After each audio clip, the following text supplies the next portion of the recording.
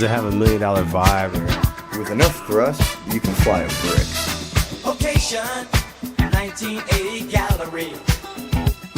In studio, podcast.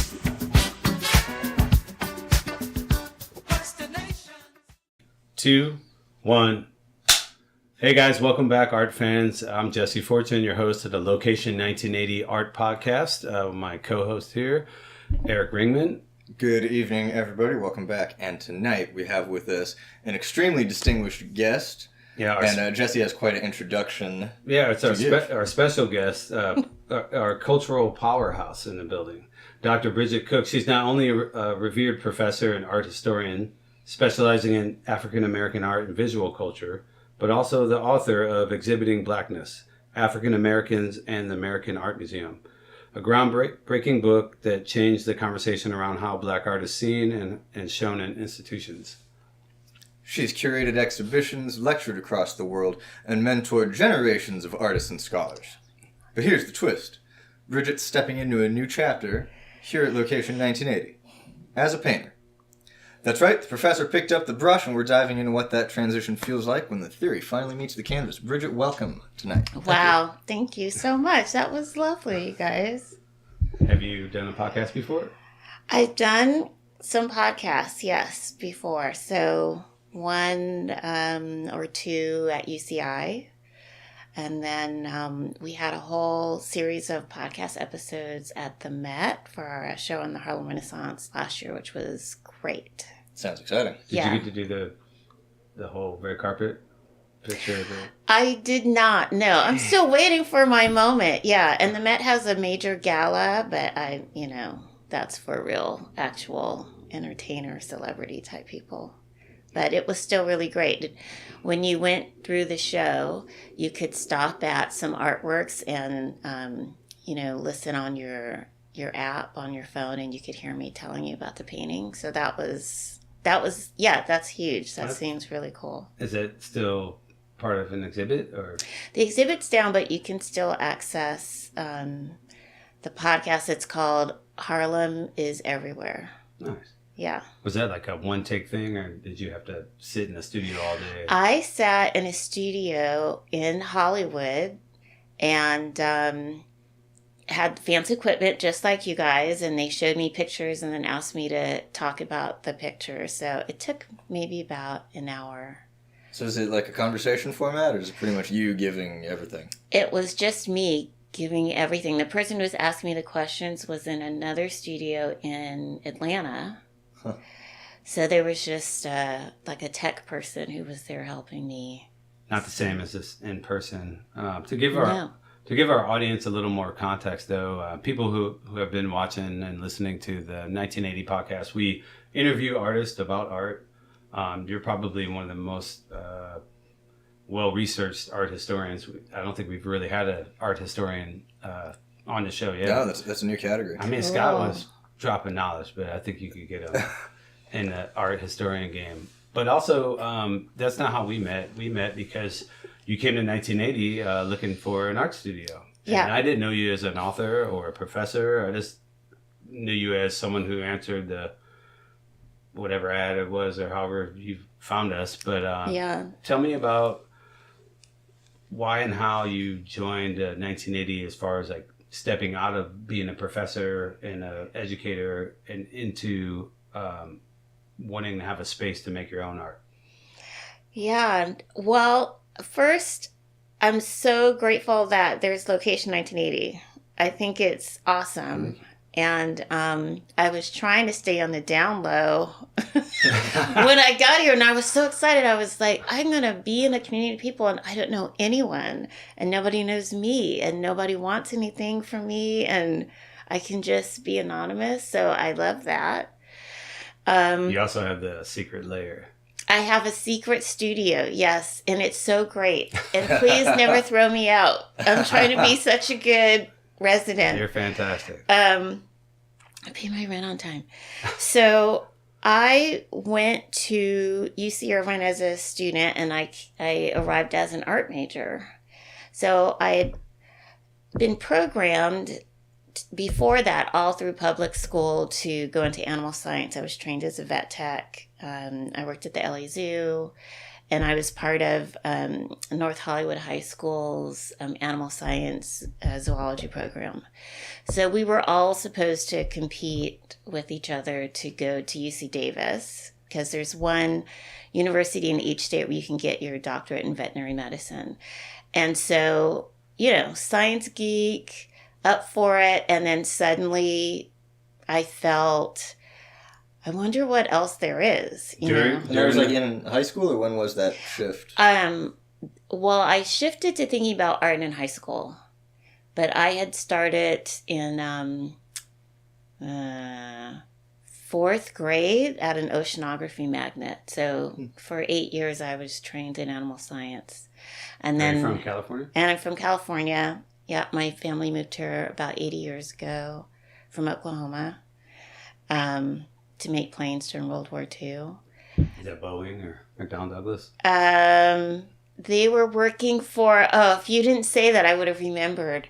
I forget the... Lockheed Martin. I think it was Lockheed. Yeah, it was Lockheed. Because that's the last major thing I can name. Yeah. Okay. But you were in fourth grade in ocean science. So yeah, ocean science, learned all about sharks, and then kept going with animal science in junior high school and high school. And so then I'm an adolescent, and it's like, oh, is this it? I'm just going to kind of do this straight track that's laid out for me. And I enjoy animals, and I loved working at the zoo and all of that. I just felt like, I wonder if there's something else I might want to try before I become a veterinarian. So I applied to UC Irvine as an art major. And what did your parents think about that? Not happy at all. The new thing was computers. Now, we did not have a computer, but my family had heard about computers. And I used computers in school. We learned animation, but I didn't know anyone that actually had a computer at home or anything like that. So that was the way of the future, and your parents want you to do something that's gonna, sustain you. So you're like, I'm gonna study art. I know. And at that point, they were kind of seeing there was only so much they could do with me, like I was not a bad kid, but I was pretty stubborn and independent. But they could tell I was smart, too. I was also the second child after a bit of a break, and I think they were tired. Whatever. Well. Study art. Do whatever. Yeah, it's up to you, and you can't move back home. So it's like, okay. So my point is I started with the intent to be an artist, and realized in that first quarter of school that I didn't know really anything about art. So I started taking art history classes, and I got really excited about that. And I ended up not finishing my art degree, but I did finish my art history degree. And then... Were you writing the whole time? I was... Did that aspect kind of follow your visual art around as you were dabbling? I still thought of myself as an artist, even though I was studying art history. And I started working in museums as an intern. And but I was painting and doing photography, and I wanted to work in museum education because that felt like a stable job, and it is. But even when I went to grad school, I went to the University of Rochester, New York, and I had shows there in galleries in Rochester. And as a painter? Installation artist and painter. I think, yeah, a sculptor. I had a sculpture show, and I taught painting. So your post-grad work was still, what were you going for? Yeah. Was it like a double major kind of a thing? Or So, art history, but you're still making work? Yeah, it was unusual. So the program I was in Rochester is called Visual and Cultural Studies, and they really were trying to get working artists to get PhDs. So at first they were really interested in people who were creative. But then they weren't willing to have the PhD be compromised. Like, it's like you can't turn in a painting and that's worth 20 pages if you did. It was like you still have to write your full dissertation. Should be worth 1,000 words. Or hopefully a lot more. But it boiled down to you have to do a traditional dissertation. So the sculpture that I was doing was not really related to what I was writing about. So you were writing. I was writing a lot. And Yeah. were you writing about art history or just... I was writing about art history. I mean, papers for my classes. With any particular focus or emphasis? Let's There's a lot see. of history in art. There's a lot of history in art. So I had my first publication when I was a grad student, and it was an essay. I think it's still good. I don't usually read stuff I wrote. You kind of ready to move on, but it was in a film theory journal called Camera Obscura, and it was an essay called See Me Now, which was a line that I took from... No, I know, I wasn't that hip. It was a line taken from Dracula movie. Oh, okay. And Different than Tupac. Not as much as that. Yeah, I know. We could talk about that. So I was interested, and I still am, in how it's possible, or I guess the question was, is it possible for Black artists to use images of racial stereotypes like Aunt Jemima's and Rastas and Stepin Fetchit in their artwork to make a criticism effectively? Or are those images so historically laden and powerful that people can't move past them to see a criticism? And were you doing an analysis of that question, or did you have an argument that landed on one side or the other? Okay. Do you have an answer? So, yeah, you always question. have to have an argument. Absolutely. That's part of my training. So I looked at work by Betty Saar, Carrie Mae Weems, and I looked at Betty's work, The Liberation of Aunt Jemima, which is this iconic work she made in the 70s that's owned by the Berkeley Art Museum, I think is successful. Carrie Mae Weems had a series of photographs called Ain't Jokin', and I talked about how, in her case, knowing that she was a Black woman had an impact on whether or not people thought the work was critical. And if they thought It that would she... change their opinion. Yeah, even though the artwork is the same, knowing who the artist is can impact the way you think about it, which I do think is true. It's not fair, but it's true. Yeah, you're getting into like the intentional fallacy kind of territory. Absolutely, yeah. So that was interesting. And then I looked at a work by Cindy Sherman that I thought failed. So where'd your argument land then? well, that it depends. Okay. Yeah, I mean, there was something about Betty Saar's work where she has a kind of an assemblage of racist stereotypes of Black women mammies, but then she gives the mammy a rifle and a gun. And so she's armed. And so it's like, okay, we can see that there's evidence of resistance there. And so that was effective. But with Carrie Mae Weems's work, it worked if you knew that she was Black and then you assumed that she was being critical. But one of the stories of when she first showed this work at RISD was that the janitorial staff came to clean up the gallery. And when they saw the work, they all quit. Wow.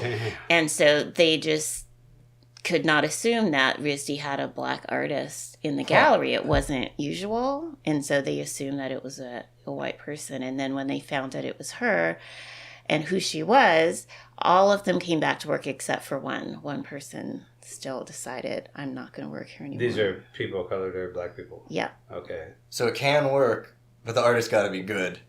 Art has to be good, and there has to be some kind of effective communication. So it's up to artists to figure out, how do you do that? You know? It's more of an art thing than an audience thing, you know. Well, I think... I mean, if the it's- audience is tripping, fair enough. They shouldn't quit a job or not quit a job without maybe I want to look and find out. But also Right. too, the artwork, like I don't know, if I made something like that, I purposely stayed away from political works, and Okay. we'll talk about some more racial stuff when it comes to art, particularly my art later. But I've always steered clear of it because I didn't want to even leave it up to anybody. Mm-hmm. Like I'm like, it's pretty, and pretty's pretty, Mm-hmm. and then I don't want to get my feet chopped out from underneath me Yeah. from some label. So I could see Yes. how the artists probably feel like after that. I They've think heard that that. Carrie was pretty surprised, to find out that the staff quit. And then, even knowing that she is a Black woman, meeting her and talking to her, that doesn't mean you necessarily agree with Sure. the fact that she's putting these harmful stereotypes that she didn't create, but she's putting them in her art for a purpose, for people to think about how powerful they are. What do we do with this really harmful racist history in America as an artist? Do you avoid it? If you make it central, what do you do? How do you communicate? And so I think that's a challenge for the artist. It's certainly a challenge to the viewers. And so that's in the article. As a grad student, that's what I was interested in. Like, how can it work and when does it fail? So you posed a question, you didn't choose a side. Well, the side was we should work on it Yeah, sweet. and see It's not what over. Yeah. see what people are doing. What is Betty doing that's different from what Cindy Sherman's doing? And one of the cool things is there's, and these are both women, right? Yep, Black they're all women women. making Yeah, art? Cindy Sherman is a white woman. Okay, so Yeah. then you have two women of different race making work about similar subject, and just that is it's threefold: multiple Mhm. racial plus women artists, Mhm. and then plus women artists crossing racial lines, but for good reasons. Yes. Or. It's interesting too. At the time, I didn't know Cindy Sherman had done a whole series of photographs in blackface. And at that time, I was totally unaware of that work. So if I would do it over, which I wouldn't do that article over, I've just kind of moved on. Like, it's not that compelling to me anymore. I would look at that work. And I think that's a fail too. But to talk about what also is compelling white artists to make work about race, and then when is it effective? Like, can you be a white artist and make a work that's critical about anti-Black racism? Yes. Yeah, amongst other. You can. Yeah. Amongst other subject. Sure. Yeah. Was that your hook into when you were like, nah, I'm going historian, writer versus visual artist? Yeah. The thing is, Like, was that... so yes, that was my first publication. So that was my first real professional step into being an art historian.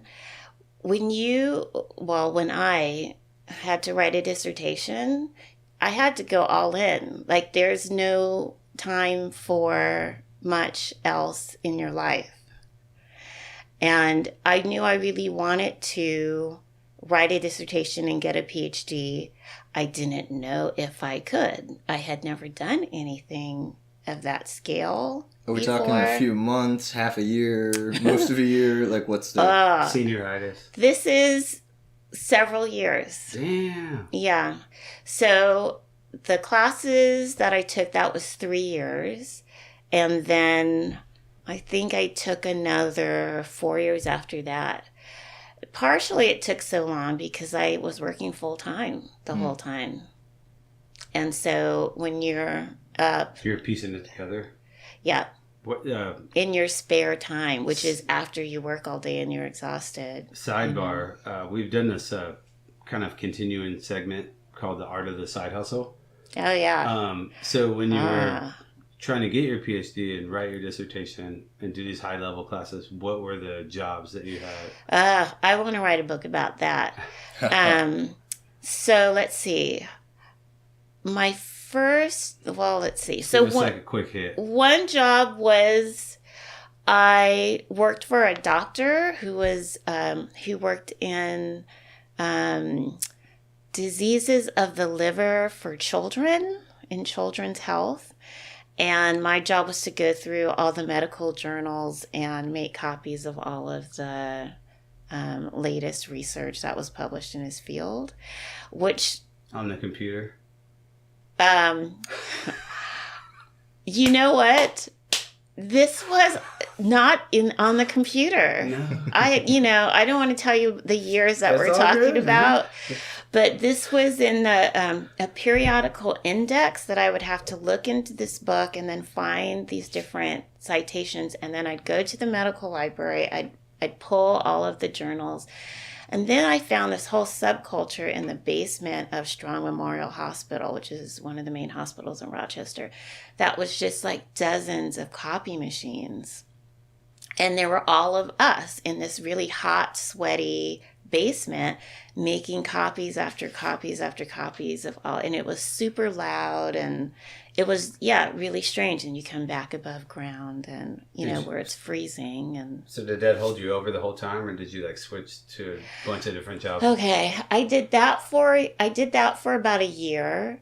And then I had other jobs in the summer. During the school year, I also taught painting to the undergrads, and I taught welding and sculpture. So I did that for a couple of years. Yeah. All right, slow down. That wasn't in the intro. Yeah, it was. I know. These are not things Eric's like, welding mask is right there. oh, yeah. We've got normally the carpet, because I've made all this stuff, and so normally the carpet's pulled Amazing. back, and It's this working. room definitely doesn't always Yeah, it's a working look like this. space. So that's a whole other venture that is generally not casually gone into. So you have enough of that Oh. skill to teach also. Well, see, that's the thing. That's what I mean. Like the art history and the writing and publishing stuff and research, it's so comprehensive that it's hard to make time to do other things. But I was the person that I had to train all of the students who wanted to do welding, have them sign a form, do all the safety check on the machines. They all had to get through me in order to, work in the workshop. So that was something I did. What else did I do? I worked at a gallery, the William Hartnett Gallery at University of Rochester. Did you make some sales? No, it was just kind of a show space. Yeah, on campus. And Hartnett was a Trompe Lloyd painter from that area. And so I installed and lit shows and did the promotion and made the invitations and all that stuff. Cleaned up, painted the walls, all that stuff. That's what Jill does. I understand. Yeah, I've had a lot of different kinds of jobs. Yeah. Well, the reason I So- asked about the art of the side hustle is that I found that it helps shape my work. You might not see it in your aesthetic, but me as an artist, I draw from the energy you have to put in other things in order to do what you love. And I've seen it Yeah. with other artists that are willing to go through great lengths for like, I got to do whatever I got to do to get the dough so I can make this because this is what I have to make. Right. Especially when you're in school because you're like, got to do it, got to do it. I don't have anything too removed, I think, from what I normally did. I started working at museums and getting paid while I was a grad student. So doing that during the summer and then doing that full time. So I worked at LACMA for 4 years in education and did film programs and academic programs like lectures, and I was hiring people to speak to the public. And then in that job, I wrote wall labels, and I did teacher training to teach LAUSD LAUSD teachers how to teach art and art history to their students. Sweet. That's awesome. So that was that job. And then a lot of helping families make art on the weekends. And So you didn't know if you could write your dissertation, but then you did it, obviously. Yeah. And then what was that feeling like when you like finally crossed the finish line and you're now yeah, Ph.D. Dr. Bridget Cooks? yeah, that Next was. week I'm out of Rochester. I don't Did you think get up immediately? I'll ever forget that moment. Well, I left Rochester immediately. Like as soon as classes were done, I just left. I didn't like it.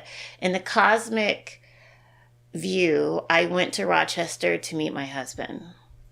That's Fantastic. why I was sent there. The spirits, the God sent me there to meet him. And so after that was settled, I'm going back to New York. then I Sorry. moved to DC. Oh, okay. And so I worked there at the National Gallery for a year, and then I moved to LA. And but so when I was at LACMA, I hope this isn't terribly boring, you guys. When I was at LACMA, I got a fancy fellowship for a year, and it was $30,000 for a year. My salary at LACMA was $23,500 for a year. So I was like, $30,000, you know, so I had to sign a contract that said I will work full-time on my dissertation for a year and they'll give me this money. So then that I felt was my last chance to work full-time, have funding, not have to do side hustles, and just wrap it up. So I wrote that most of the dissertation in 6 months. And so now you're finally at the finish line, and you said you never forget that feeling. Yeah, so I flew back to Rochester, and I had to defend my dissertation with my committee. And for our, like artists, we have a lot of art patrons that listen to us and watch the YouTube. Tell them what that process is like. Also tell me, because I don't know what it is. Yeah, sure. But like, so you have to defend your dissertation, meaning you're going in. Is it a room?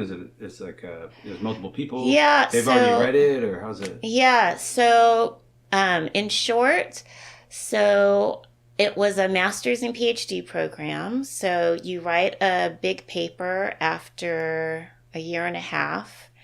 And that is your thesis, and you're trying to show your committee, and I'll tell you about the committee. You're trying to show your committee that you have what it takes to write a full dissertation. So it's essentially the master's thesis is 1 chapter of a dissertation that should be at least 4 chapters. So you have an advisor who's someone that speaks up for you when you're not in the room, that reads everything you write, that gives you guidance and direction. They should be lovely people who care about you. My lovely person was Douglas Crimp, who passed away recently, who was a fierce advocate of queer culture, gay and lesbian rights, and was the editor of a very fancy academic journal called October. Shout out to Douglas. Yay to Douglas. Yeah, Douglas was a wonderful person. And he helped you. He helped me navigate. Yeah, he helped me navigate. He really believed that I could do it. He was a very famous person when I met him, and I was always intimidated by him. And then at some point, we just loved each other. Broed up. Yeah. We just broed up. Yeah. He made a wonderful pie. He was a fierce advocate for promiscuity. And he was a leather queer daddy from New York. Yeah, he was. And I loved him. And anyway, he was wonderful. So he was my advisor, and then I got 2 or 3 other people to be on my committee. So they're the people who have to decide that you're good enough to get the PhD. So at the defense happens because you've written all of the chapters. Your advisor has read everything and said you're good. And then you're allowed to share it with the other people. And then they say, okay, you're ready. And then you sit down, and then you basically have to defend everything that you've written and talk about it. So it can be Is it multiple super days? stressful. Multiple hours? It's maybe it was 2 or 3 hours. Yeah. And then you go out into the hallway and you wait. Damn. Oh, and they just have the meeting right there. Fast enough. It's not like, hey, we got to debate this for nights. It's like, wait outside for 10 minutes. No, that's a good point. It's not days and days. You pace, and sweat. And, sometimes at the end, then someone will bring a bottle of champagne and it's really nice. Or someone will, bring food and all of that. So I don't think we did any of that. But I did pass, and people were really supportive of me. That's awesome. Well, thanks for taking the time to explain that. We have had one other PhD, Trollinger, on here, and we didn't talk anything about that because it wasn't anything to do with art. Mm-hmm. It was like laser physics or wow, it was wild. Like it was way up here. He's a knight of holography. Yeah. Oh wow. And that's a sidebar. But anyway, that's cool. But he's got a lot of stories. Yeah. As far as art goes, thanks for explaining that to the artist. Sure. Because like some people don't even know there's like an option to get a PhD that has anything to do with art. Yeah, I have had incredible angels in my life who have decided that they care about me and help me. You deserve it. It's Well, good. I've been very lucky. At some point, you will be someone else's angel, no doubt. I do a lot of mentoring because those people have been so important in my life. You know, sometimes you don't even remember someone's name. It can be like somebody's brother's girlfriend at a party was like, hey, Duh. yeah. Run! They were like, and you're like, I don't know who said that, but it saved my life. So it's that kind of thing. You just never know, like an encouraging word to someone, like never miss an opportunity to encourage somebody. Absolutely. It's just, you just never know how you can totally change their life. So that I'm a recipient of that kind of goodness. Fantastic. As well, we all should be, especially in the art world. It's very Ooh. fickle and very Evil. vulnerable and evil. Yes. And I'd like to speak about, since you brought up evil. Speaking of evil. Yeah, I mean, wow. Yeah, there's a lot. So, there's been a couple movies lately with art. Like, what was the one? Oh, Don't say the Velvet Buzzsaw. yeah, I love it. It should have been so good. Right. But What's There's parts of it I love. it was it the Velvet. The Velvet Buzzsaw. It was just It's this like sort of horror film that takes place in the high art world, Oh. like In LA. big auction level stuff. in LA. Yeah, And so what they do is they confiscate some kind of up and coming curator's assistant. She's neighbors with this old artist who's like a curmudgeon, but he total shut in. But he Okay. befriends her, and then like she's always like, I don't know, whatever. They feed each other's cat or something. He lives upstairs, but they were homies, and then he died, and then like he had like this cavalcade, like the amount of a art. gazillion amazing paintings that no one's ever seen But in he- his apartment. But he cursed it. He told her all I wanted is someone to burn it, like or throw it away or whatever, because it haunted him his whole life. Mm. So instead, she was like, "I have this rich uncle," and kind of like Van Gogh's wife did when he passed, because she still had all the art, and so she marketed his name. Was it Theo? Van Gogh but Theo? But Theo was, but it was more like Theo's wife. Theo's wife. Yeah, so Okay. Theo's wife, like, she marketed the letters that they wrote, and it was her idea, like, I'll blow him up. He was already gone, and Theo wasn't too far behind him, but it was like this move. And so in this movie, Velvet Buzzsaw, she does the same move. She was it's like, all the other people in the art world, these various like gallerists Vulture. and auctioneers Culture and vultures. brokers and just all the people who make money off of the process, Yeah. making money off of this deceased guy's work. but it's cursed. And so because of that, yeah, like there's all these kinds of weird deaths happening in this modern gallery that are somehow based off of different artworks that are in there. Wow. And it's got, my personal favorite part is when they go to John Malkovich's studio and he plays the character of like a Jeff Koons level, like Yeah. just a hyper successful guy, and he's in his black turtleneck and everything. And this young kid who's coming in to do a magazine interview, he sees all these like black plastic trash bags on the ground. He's like, oh, it's transcendent. And Malkovich walks in and sees him doing this and just lets the guy run out of gas. And he goes, "That's garbage." So funny. the reason I brought up Velvet Buzzsaw, amongst other examples, but that one's like a humorous one. But in the real world, and you've seen it, you worked at LACMA and in Washington and Yeah. in New York, there is, evil might be a strong word, but there's definitely a deterrent or a glass ceiling or what do you call them? There's predators. Like choke points where you can't get past, Yeah. or gatekeepers. Yes. And then in the art world, for whatever reason, like they really hang on to it. It's almost like golf. Like it's like you got to break through right until someone lets you break through, or kind of a thing. I don't know. Yeah. That's what I like about graph, like graffiti and writers. Okay. They claim their own fame. They're not waiting for somebody to be like, "Oh, you're the next best thing." There's the work. I risked my life to Right. paint on the underside of the 405 bridge, and I get respect from the other artists Right. before I even ask their opinion. But in the quote unquote art world where you're trying to get to the highest level, have you been not a part of it, or have you seen the glass ceilings, be it a minority, a woman, whatever, or just not from the right grooming. Sometimes you had to go to UCLA or whatever, and then you're like, nope. How would you describe how that works, or if you've seen, if you've rubbed up against it, which maybe you have? Well, or how to fight against it? I guess as an art historian, I'm seeing that work out in the careers of artists, not so much with art historians. I don't know. It's I could talk about it, I suppose, in terms of art history. Like, what is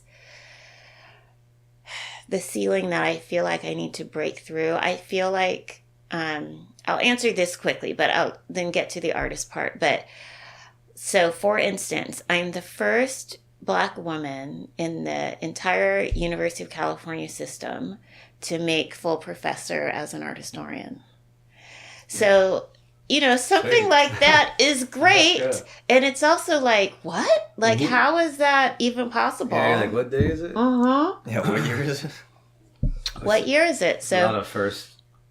A lot of firsts. And even when I came to UCI, I was not the first, but I was the only Black woman to be a professor in the whole School of Humanities, which is the largest school within the entire university. So I think I've turned down jobs. I had a job offer to be the, I'm sure I guess I can say this. You don't have to. I mean, I don't mind. It's true. But I was offered the Andrew W. Mellon Chair of the History of Art and Architecture at the University of Pittsburgh. And so to have a endowed chair, like a position that has an endowment associated with it from the King of Steel, from Andrew W. Mellon, like that's a ceiling to break through, but it wasn't the right time for me to do that. So, I mean, I feel like I've been able to... You've broke them. Yeah, I've been able to do things that have been beyond my vision of what was possible. They aren't also things that necessarily appeal to me. Like, I'm not ambitious in that way. Yeah, I feel good about what I've done. Like, you're the first Barbara, and you're like, and great. Like, that's kind of depressing. Yeah, it's not, and I am proud because of my angels that have helped me to get as far as I've gotten, but it has never been a goal for me to be the first Black this or that. Sure. But for artists, I mean, I suppose I should talk about one good example, someone I knew as a student who is now, a major artist at Gagosian Gallery, which is this international art gallery kind of powerhouse, speaking of powerhouses. So Titus Kafar, who's a friend of mine who I've known since he just graduated from college, from San Jose State, and I was doing a studio visit with him. He was having a hard time getting into a graduate program. And a fellow professor said, I have this former student, young Black man. I know you champion Black artists. Would you do a studio visit with him? And I was like, sure. What's his name? So I did, and we met, and that was fine. And then, and he had a lot of potential. He had a lot of ambition. Was he a painter? And he was a painter. And then a couple of years later, he got into Yale, and then finished. He got an MFA at Yale. Then he became an artist in residence at the Studio Museum in Harlem, which is a very prestigious museum. And if you can be a fellow, that's a very prestigious position. Then he was showing at the Armory Show. Then he got a gallery in New York, and he asked me to write for his first catalog. And Jack Shaman, now at Gagosian, which is a major gallery. So he went all the way to the top. Yes, and then he just... last year, I went to the premiere of his first feature film at Sundance, and that was a big hit and has been nominated for all these different awards. And are you allowed to share the title here? Yes, it's called Exhibiting Forgiveness. The title's inspired by my book Exhibiting Blackness, which is awesome, and it talks about some of the issues that Black artists in the contemporary art world deal with. He has another film that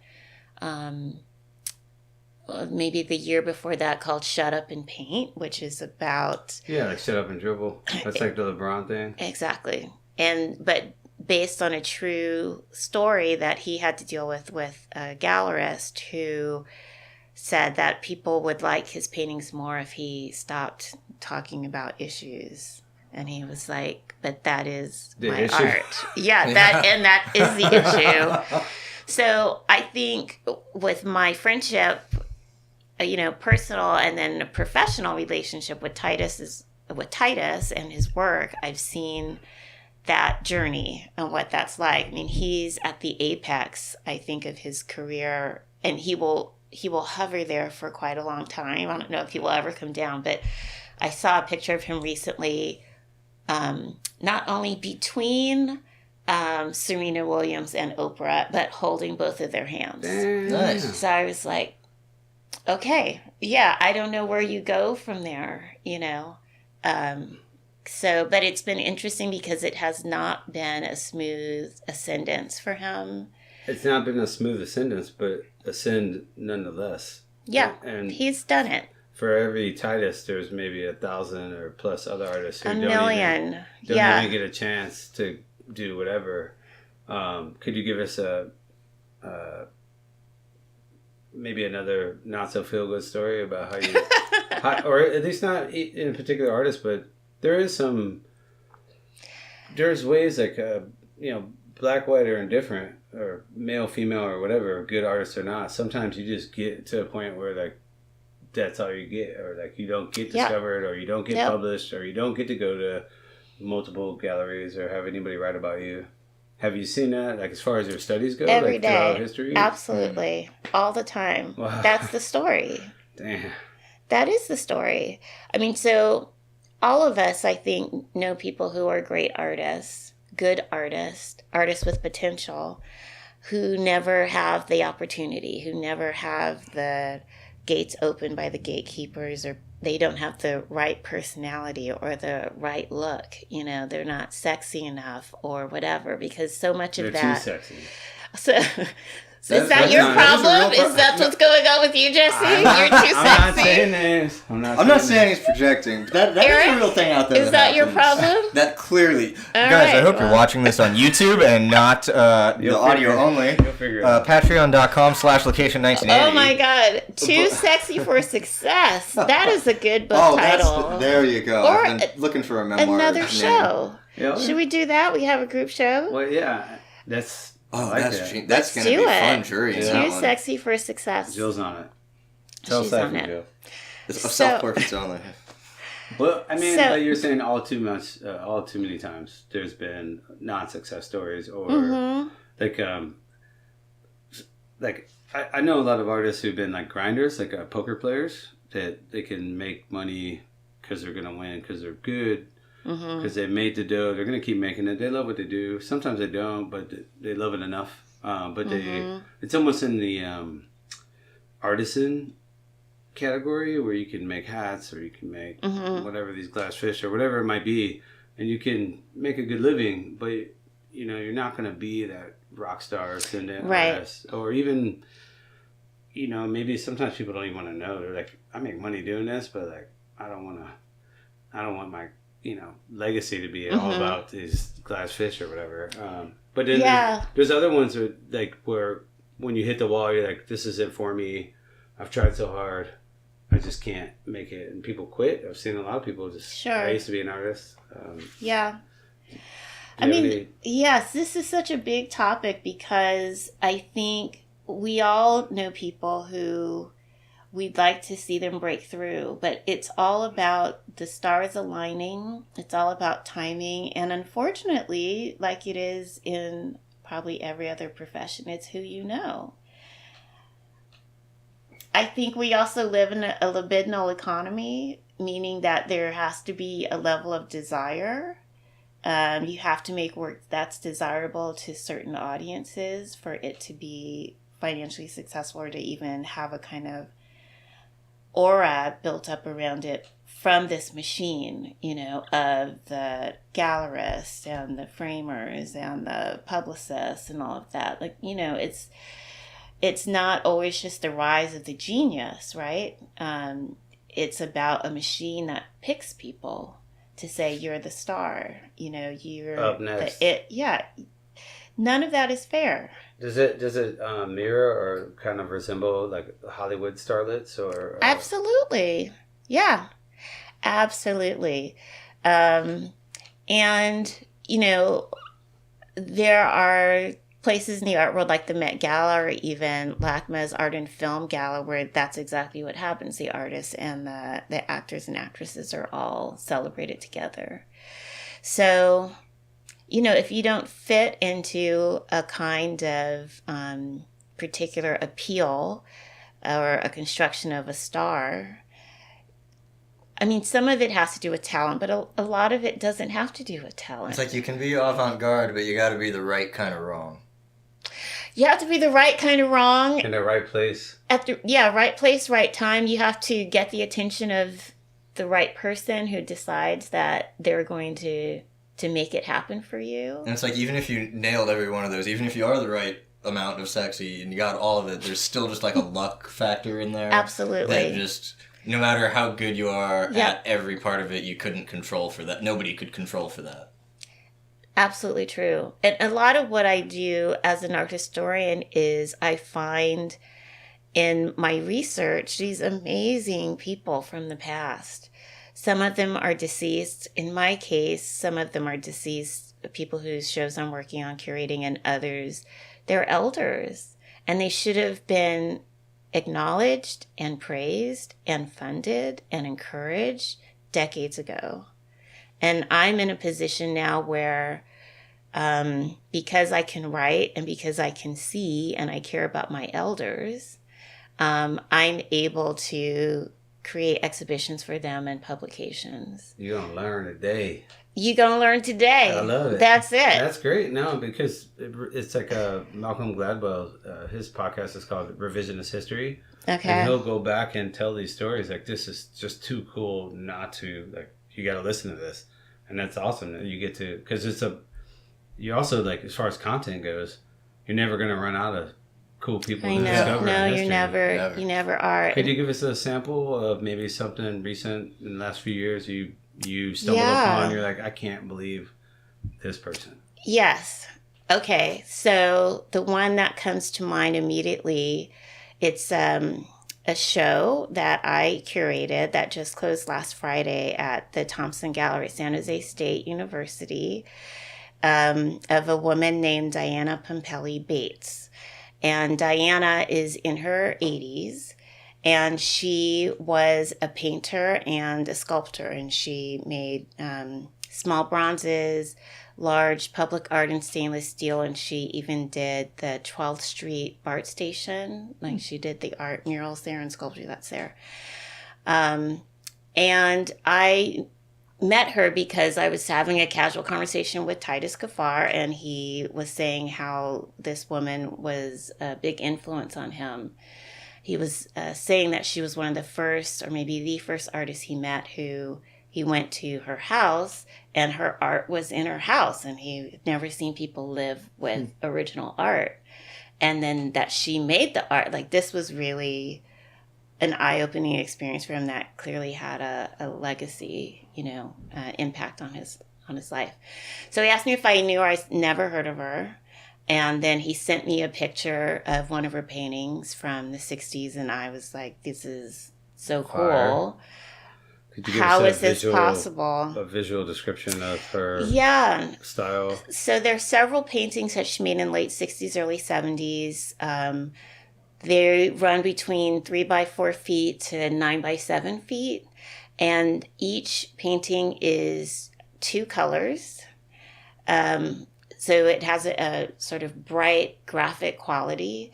And essentially what it looks like is the shape of a cloud, like a kind of puffy cartoon cloud filled in with one color on the background of another color.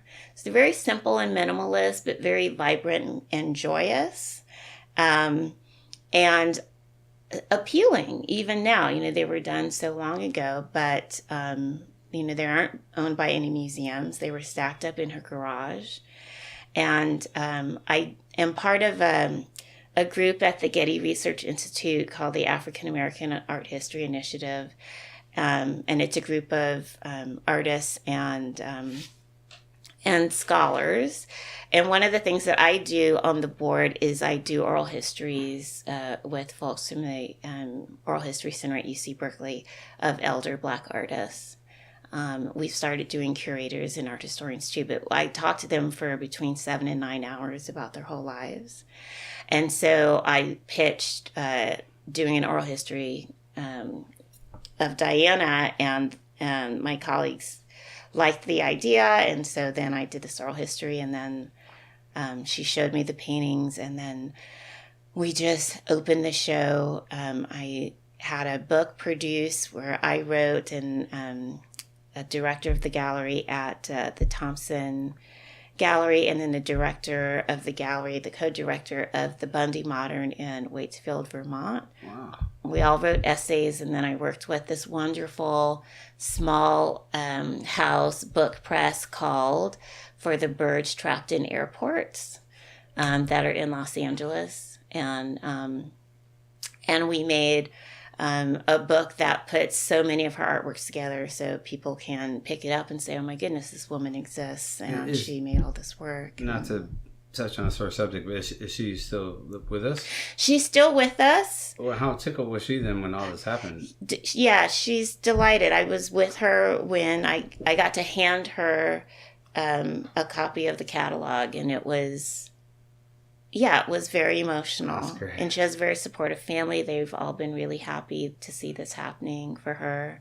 Well, good for you. So, I love that initiative. That's awesome. Yeah, so that's, for me, that's success. I guess my ambition is to do right by my elders and to increase art history, particularly for Black artists, but not always Black artists.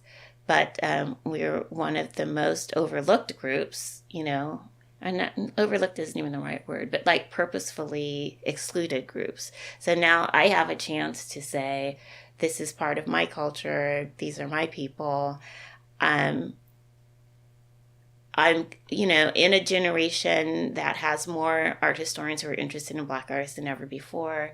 Can I help? What can I do? That's awesome. Recognized game. Yeah. For sure. So I love doing that.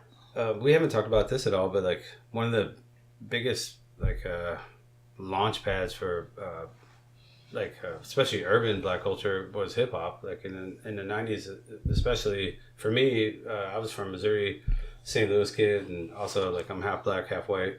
But we were pretty like at least halfway ghetto as far as like our taste. Like you go from country rock to like all of a sudden there's Biggie Smalls, and it's like, this is what I need. Mm-hmm. And then it exploded, and that went all the way across the whole country and then across the whole world. Right. And so as far as hip hop goes, that's been hip hop. There's been endless documentaries on like hip hop, breakdancing, graffiti, how it all mixed, and how all those came from just whatever you have, this is what we're making. And a make-do kind of aesthetic, yeah. And then how that can just permeate to, like, it was so potent, hip-hop alone, not just the fashion, but the poetry and the lyrical, also the DJ skills. It did it still to this day. It's just rocking hard. So, like, did you ever get to write or meet any, like hip hop historians, hip hop historians? I mean, there's some out there. I don't know. Or have you get to dig into like hip hop culture as far as like writing about the bigger picture? I met the late great. Is this when we drink again? Greg Tate. He used to write for the Village Voice. He wrote about Black musicians, and he was a musician himself. One of the things I did, this might go back to one of your earlier questions. I used to work at Nordstrom's wrapping gifts during Christmas, and I met Ice Cube, who asked me to model a jacket for his lady. Did he buy it? Right then? He did buy it, yes. Yeah, in the store. Because he modeled. Because I modeled it. Clearly. And I used to, after school, hang out with some friends, this was in junior high school, on the boardwalk in Venice Beach, and we used to watch Ice-T do his thing and pass the hat. It was a long time ago. But there are a lot of people who write about hip hop. I have not written so much about it. I do have an essay I wrote called Fear of a Black Planet, which is named after a Public Enemy album, which talks about racism and the fear of Black people in the art world. So I have borrowed from hip hop, but I feel like in that case, it is hip hop, and it's also a very sophisticated cultural criticism that's coming through the music, that I feel like I share that in the visual art, just another art form. So it's kind of like a Black consciousness that permeates different fields. So, but yeah, I'm a fan of hip hop. I'm a fan of Tool. I grew up in multiple worlds in multicultural Los Angeles, but yeah, definitely local rock bands I have been very dedicated to. So hip hop is one influence, but there's others. Yeah. Shout out to Maynard. Yeah, I've seen Tool live a bunch of times. I'm wondering if you got into any writing ever about film in this regard? Because you talked, I think, at the very beginning, some early papers, you were doing some filmic stuff, and then you took the Dracula name. I know. I love that movie. Sounds like that's a whole... Blaxploitation? No, Like there was... Blackula? Are you talking about the Coppola one, Bram Stoker's? Yes. I love... That's a 5-star movie Okay, for so me. there's a scene where the actor whose name I just can't think... Gary Oldman. This is his line where he says, "See me now," because he has this power to make people see him when he's in a crowd. And so he sees the woman that he loves that's destined to be with him, for better or for worse. And he says in a crowd on the street, "See me now." And then she turns and she sees him. And I was like, oh... I love that. It was such a sexy movie. It was a very erotic moment, and also I love that power to be seen. And then I'm thinking about it in relationship to Black artists. How can you have the power to get people to see you the way that you see yourself, instead of seeing you through a lens of racism and stereotypes and that kind of thing? Can you see me? Yeah, pure, right, 100%. And not all the filters that we've been taught to see each other through. And so that's why I took that. But at in Rochester, which is the home of film, Eastman Kodak is there. Right. We had a big split. I shouldn't say a split, but there were some people who were really interested in writing about film and others that were really interested in the visual arts.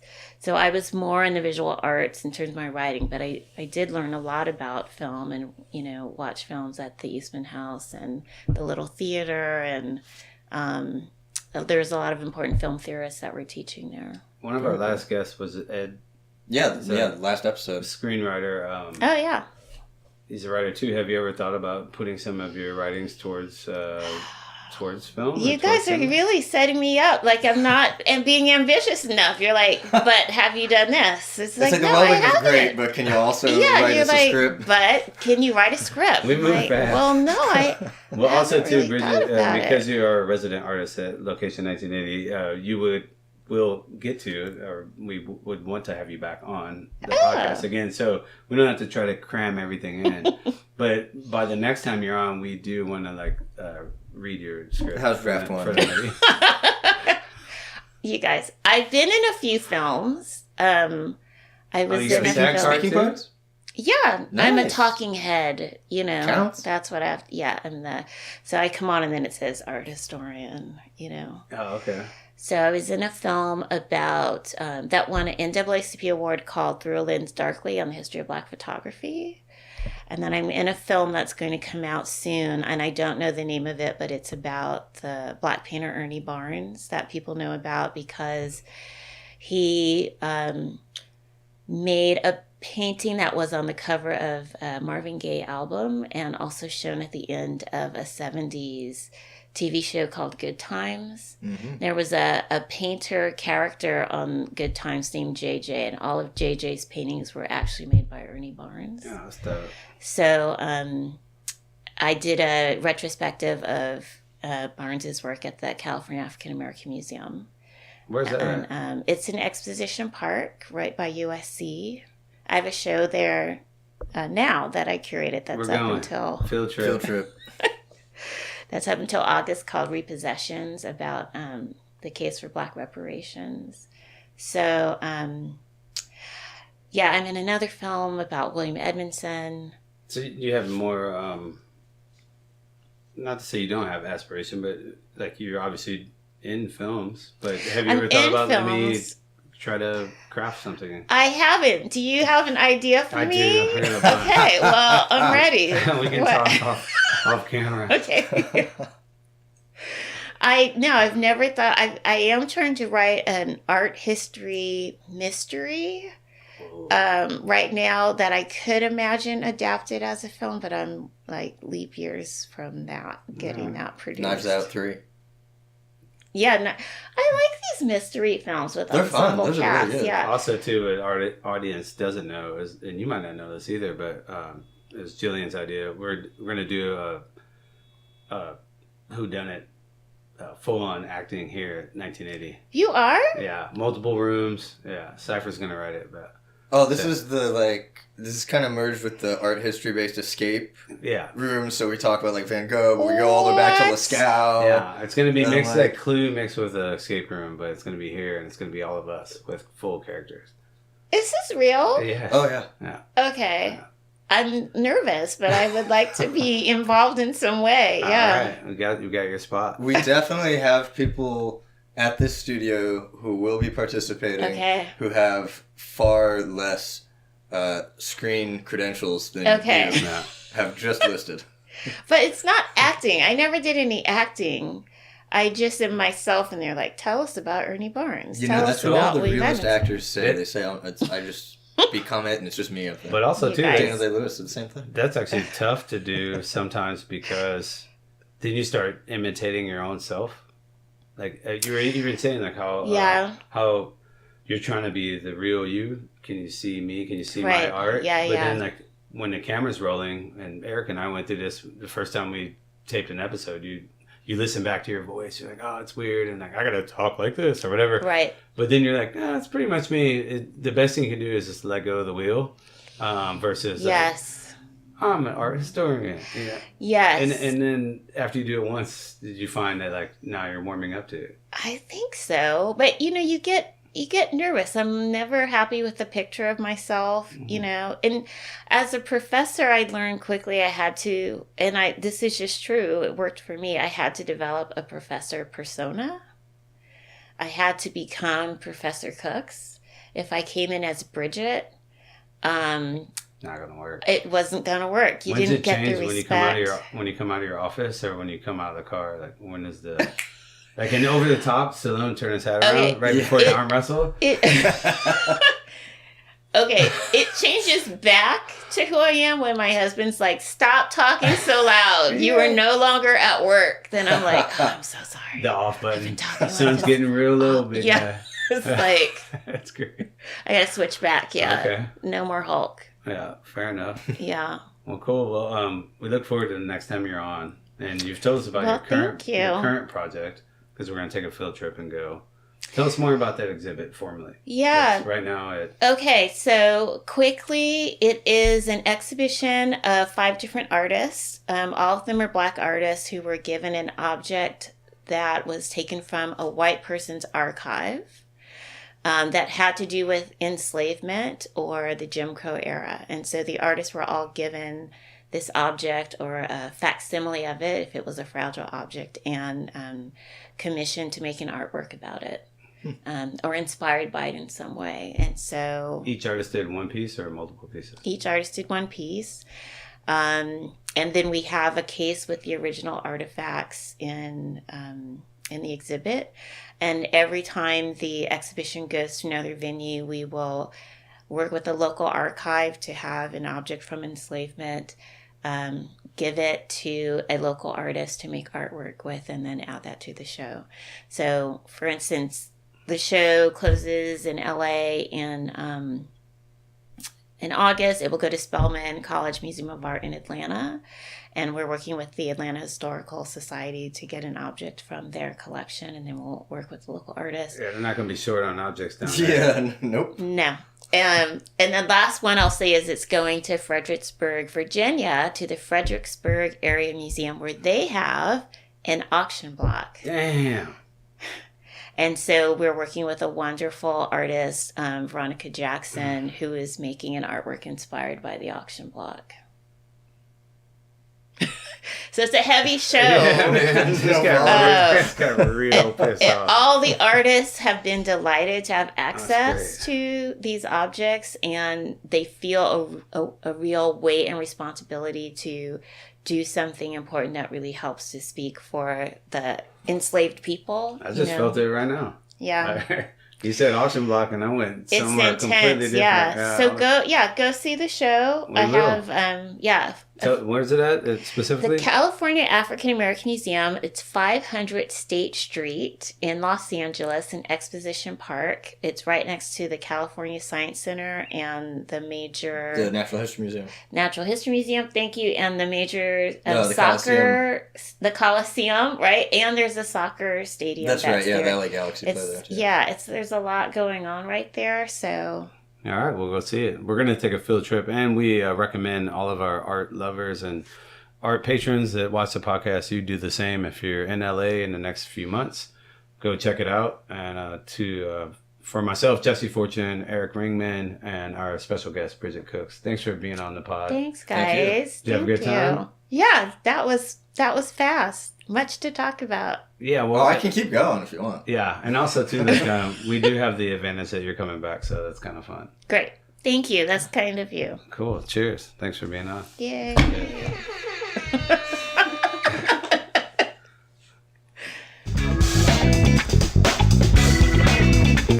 Sorry. And we didn't even play our game. Damn it. Hey, I know, we didn't do Alright, sit back the down. Would You Rather. Sit back No down. Coke or Pepsi. Should I really? Yeah, sit back down.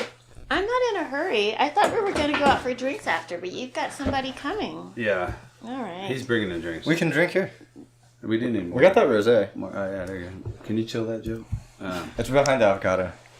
This is our game by Cypher. Big Cypher. What is made this by him. cipher? Is it really an AI Yeah, he's my personality? homie. Yeah, I coached him up. I was like, I need you like a little hood, but really smart. Oh. Or can you I chill told it? him where I'm from and like how I get down, and then I was like, I need you to kind of Oh, like in the feel freezer. me. And then he was like, I got you, homie. I want to hear more about you guys. Well, you could. Well, listen to the episodes. Oh yeah. Well, but still, in the episodes, people don't ask us about us. Exactly. I Well, listened that's to the a secret. few. Yeah. Or I'll do a. I only have relevant stories. Yeah, All right, ready for the anytime. game? Pull your mic up. It's Oh, that's good. Caduceus. Okay, I'm ready. Okay. What's the game? Wait, what are we We're playing? playing a game. Okay. You gotta- welcome back, ladies and I'm ready. gentlemen, to the 1980 podcast. Just kidding. We're back. The homie Cypher hooked us up with a new game called Brushstroke or Book Quote. Ooh, that's good. Bridget guesses whether the quote is from a visual artist or from an academic historian. This is so nerdy. Yes. Oh my gosh. That's what Alright. we live for here. Here's the first one. The museum is a battlefield on which the struggle for cultural meaning is waged. And that it's either a book quote or a Famous artists said it. famous artist quote. The book quote is by an author or art historian. All right. Well, I think it's a book quote. It is. It's by Carol Duncan. Oh, okay, yeah. I quote her in my book.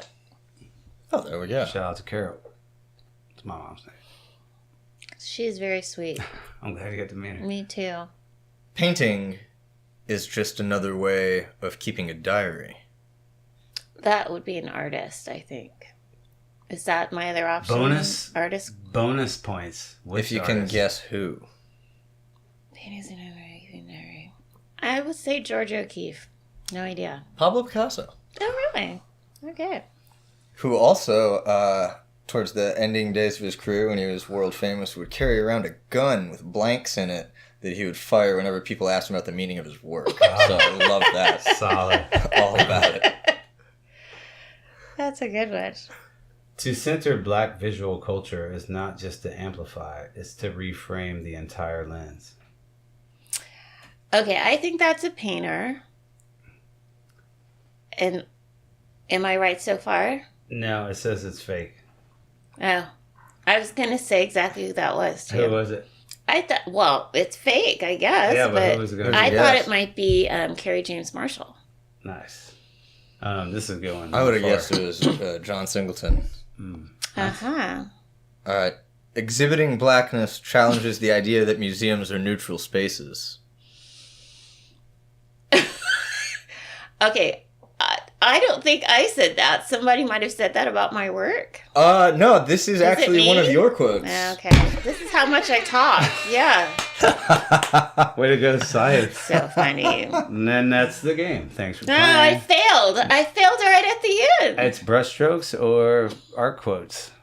And that was Cypher hooking it up. Bonus footage. That's hilarious. Bonus footage. B-roll. Yeah, we got plenty for next episode. I can't wait till you come back. It's going to be a good time. You Yeah. guys really, you don't have to have me back. You have a million people to talk to, but that's very nice This is of one you. of the joys of having the elite echelon that is the Location 1980 artists, is we can get into it in this more paced, Okay. drawn out manner. And it does Okay. offer something different because you can't put anyone's one depth into even a 5-hour episode. Or you said you had those Yeah, the oral 9-hour histories. deals. Yeah, And it's still, yeah. it's like, It's very that might be intense. touching, just scratching the surface. And in this Yeah. case, we already talked about off camera how there were specific things we didn't talk about. So we can go over that. Plus, you're writing a movie screen. Yeah, you'll have that to How talk did I about get next roped time. into that? So And it's like it's going to be killer. acting. Well, I think that it'd be cool if when we do the murder mystery that you're the black art historian. All right, you guys. Okay, no, everybody is will see true. it coming. You got to. Titus does call me Black Scully. He does, which I like That's a that. solid Yeah. nickname. That's great. Yeah. Scully was dope. Nice. I- Right on. Well, we'll do it again. I went to LA today to see a bunch of art Okay. and there to we go. get some copies of this catalog, which I'm happy to donate to the cause, of John Bason's work, who has this character that has the ability to communicate with animals. And anyway, he's a great painter and a really nice person. But I wrote this essay in here, and I never got the catalog till today. So anyway, I went to pick those up. You But want you to read guys it are out loud right welcome. now? I don't know what it says, and I don't want to read it out loud. She doesn't no. know her own I quotes. do think remember? your own quote. I don't even know though. my own quote. I'm like, did I say that? You're like, Not neutral. It sounded like a review of my book from somebody else. well, cheers. We're signing off. Yeah, so I thought we were signed off. We're You signed guys, off. This is just extra super bonus footage. who for real edits? this time. Who Yeah. edits this? Okay. Oh, I'm sorry. That is This really is not even close to the worst we've had to deal with. Okay. You till the line. Cheer the wine. Make that girl. Yes. It's in the freezer right now. Rock and She's roll. like, in the Roger that. All right. All right, you guys. I'm glad we- Thank you.